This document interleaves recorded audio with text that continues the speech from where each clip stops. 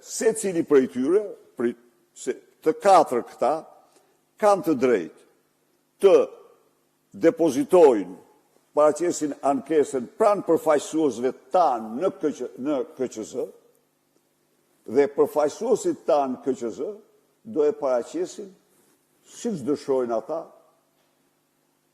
kërkesën për pranë KQZ-s. Pra, ka qenë një keqkuptim nga ana e tyre, vetëm keqkuptim, në qoftë se nga unë është thënë dy herë që çdo kandidat që ka që mendon se i duhet transparenca, do të mbështetet nga partia, është thënë do mbështetet nga partia, pra duhet respektojnë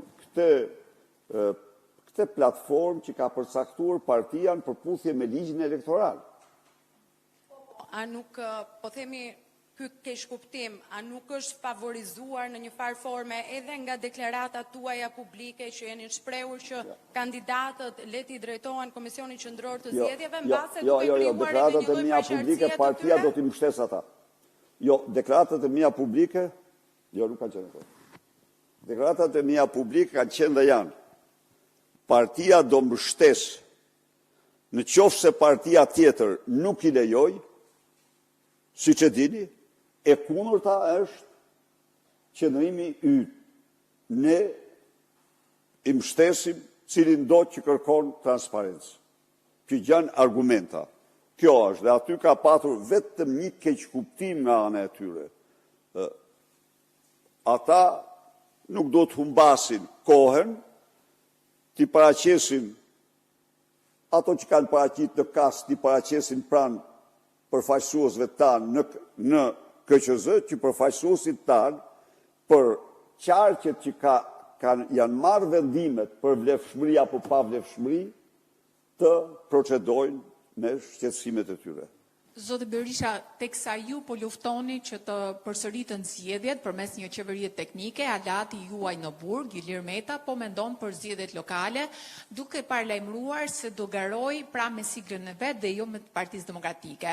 A ka një krisim me Ilir Metën, zoti Berisha, pasi edhe kohët e fundit ka pasur, mund të themi, një verdikt sa i takon pozicionit të tij juridik, duke u shpallur, duke ndryshuar edhe duke u shpallur pandehur, ndjes. Ndërkohë nga ana tjetër nuk ka pasur një reagim nga ana juaj. Ilir Meta është një burgosur politik për Partinë Demokratike dhe Aleancën për Shqipërinë madhështore, ai është një burgosur politik. Kjo është mendimi ynë. Pastaj, për zgjedhjet tjera, çdo forcë politike bën zgjedhjen e vet. Kjo aleancë vetë kuptohet që është një aleancë ishte për këto zgjedhje. Për këto zgjedhje. Zoti Berisha, dhe pyetje të fundit.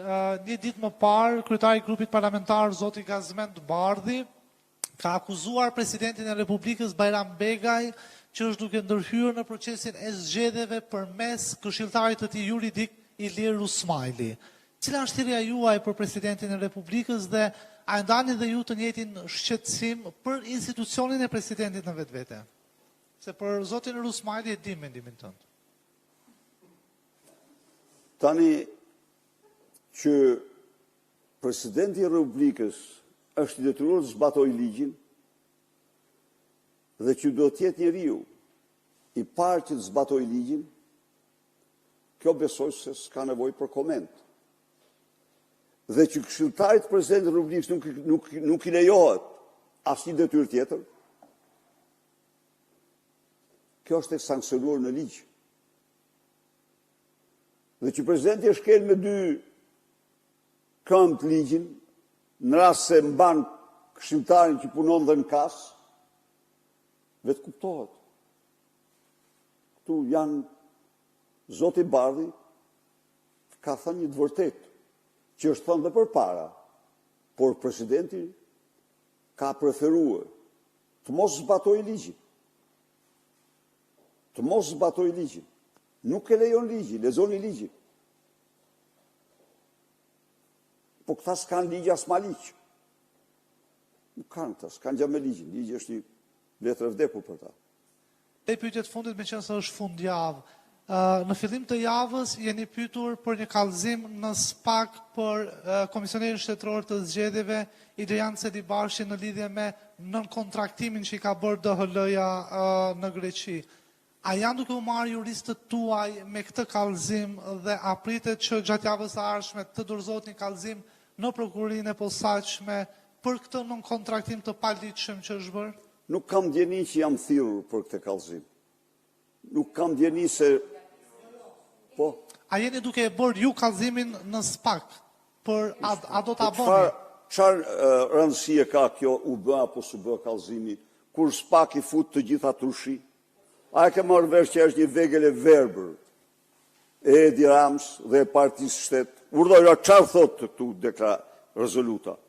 Është dënim ndërkombëtar i SPAK-ut këtu. Pra s'do çoni më kallëzimin në SPAK? Nuk mund të as pohoj, as mohoj, por formaliteti s'ka asnjë vlerë. Një akt formal, ja çfarë thot rezoluta për SPAK-un e Edi Rams. Një institucion kryekput i varur nga qeveria që praktikon persekutimin e opozitës dhe impunitetin ndaj krimeve elektorale. Ka që SPAK-u del këtu siç është. Ato që i kemi thënë, i merr këtu SPAK-u.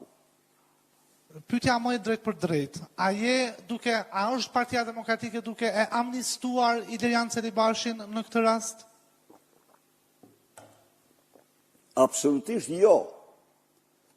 Nuk amnistojmë asnjëri, por amnistin dhe impunitetin e ka vendosur Edi Rama me mercenarët e tij në skap. A e shë çfarë thot, janë quhet 200 padi, janë quhet 30 padi, 200 ankesa, 30 padi, asgjë për gjë. Nuk ka. Qofse ka një organ që deli diskredituar në shkallë ekstreme pas Edi Ramës, është skapi. Skapi, pas qeverisë del skapi këtu. Nësoje. Kështu që ne, po, këto, faleminderit, edhe një fundjavë të mbarë.